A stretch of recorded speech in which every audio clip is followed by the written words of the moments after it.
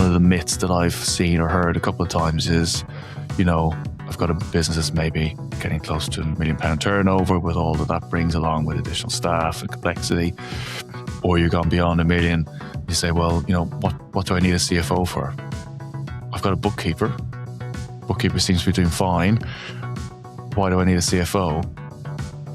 And so that's one of the key myths that I would say needs to be busted, because a bookkeeper does the basics really well, or a good bookkeeper will do the basics really, really well, but they won't be able to support a business owner when they want to make decisions, when they want to evaluate options.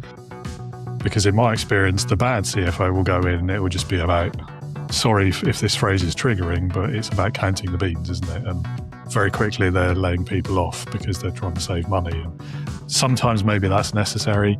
Sometimes I feel like the bad ones, that's their first thing they do, regardless of whether it's the right thing or not. And I do think it is important to keep that impact you're having on those employees' lives in mind. And not everyone does, I guess is what I'm trying to say. Yeah, no, it's right. But also, to use another visual, is that I kind of view it as there's a couple of levers for any growing business, in my experience. There's a couple of levers, and what you're trying to do is turn them all in the same direction. And those levers are managing your costs, helping the business grow, being able to make good decisions. And so it's not about cutting. If you cut, you're going to struggle to grow the business. At the same time, you need to be managing your costs and cutting your costs where it needs to be. So you turn that lever to, the right-hand side. Then you're trying to do the things that help the business grow and continue growing, which requires a bit of investment or, taking some steps within the business to make things operate more smoothly. You turn that one to the right. And then the financials, if you know all the details of what you're spending, your cash flow, your revenue, average, value of a customer, average profitability per service type, then you've got everything you need to make those decisions. You turn that to the right. So all the levers are pointing in the right direction. That means you're going to have a growing business. The likability one, yeah, I don't know. I think there's an issue there in a workplace setting because we don't always have a choice about who we're working with. Mm-hmm. So you're not always going to like the people you work with, ultimately, at the end of the day. How do you feel about the word relatability instead? Yeah, I'm not stuck on the word likability because I think it's a little bit of a curate's egg in terms of slightly different things to different people. And certainly in the way that I work, people don't need to love me, but I'd like to think that they don't mind coming into work.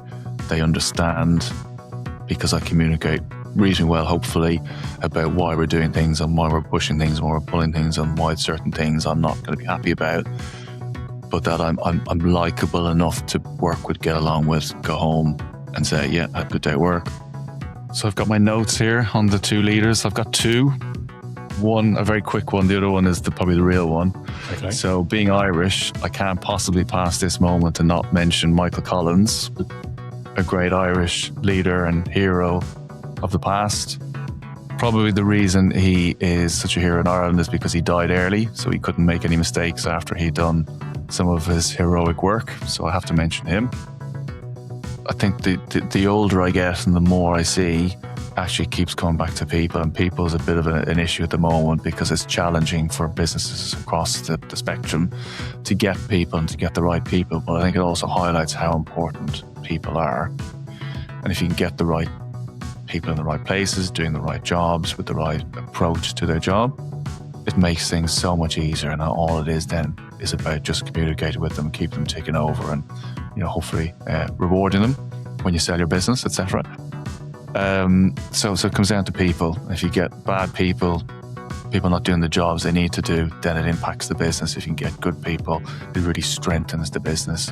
And again, if you talk about exit, that's one of the key things, that if you can say, I've got a really good team, you don't need me because I have a great team. What we're selling is the business, the consistency of the process, and the people who are all keen to continue, keen to keep doing their job, keen to take responsibility. Again, that adds a lot of value when you're departing the business. But while you're building the business, again, it's really, really it's key.